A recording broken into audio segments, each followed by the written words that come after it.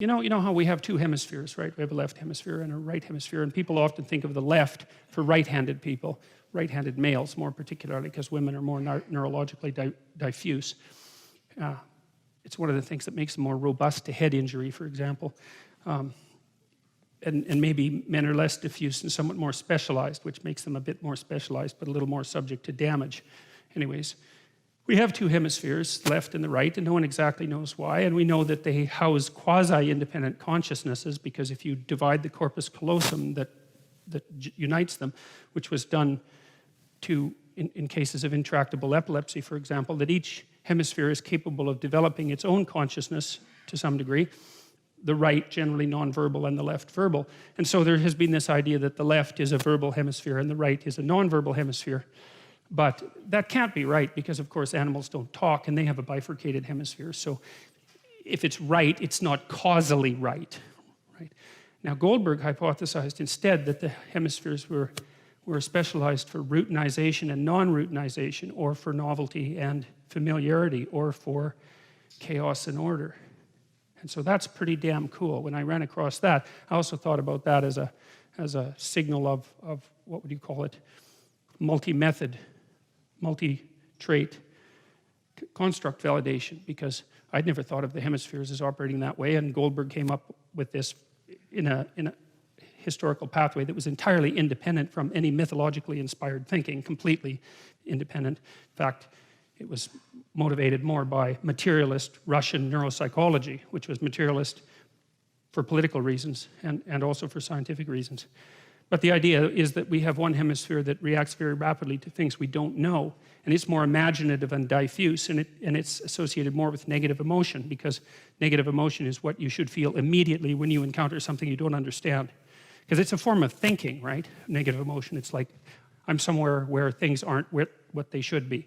The right hemisphere does that, generates images very rapidly to help you figure out what might be there, and then the left hemisphere takes that and develops it into something that's more articulated and algorithmic and fully understood. And so then there's this dynamic balance between the right and the left hemisphere, where the left tries to impose order on the world. That's Ramachandran, who's a neurologist in California, a very famous neurologist, who also developed a theory like Goldberg's, who said that the left hemisphere imposes routinized order on the world, and the right hemisphere generates novelty and reacts to novelty and generates novel hypotheses. And he thought, and there is some good evidence for this, that's what's happening during the dream is that information is moved from the right hemisphere to the left hemisphere in small doses, basically, so that the novel revelations of the right hemisphere don't demolish the algorithmic structures that the left hemisphere has so carefully put together. So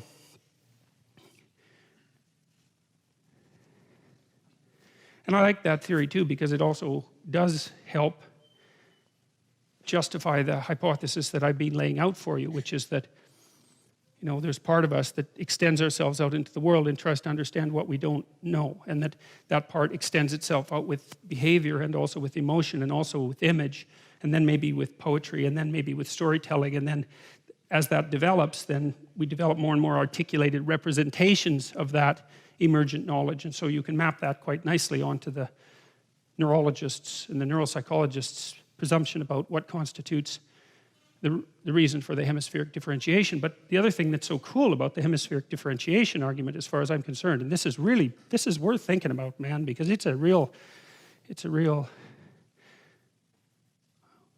word that Ned Flanders uses for that. Noggin scratcher? I think it's something like that. Anyways, you know, we do make the assumption that what it is that we are biologically adapted to is reality, right? It's actually an axiomatic definition, if you're a Darwinian, because nature is what selects. By definition, that's what nature is. It's what selects. And if the nature that selects has forced upon you a dual hemispheric structure, because half of you has to deal with chaos and half of you has to deal with order, then you can make a pretty damn strong inferential case that the world is made out of chaos and order.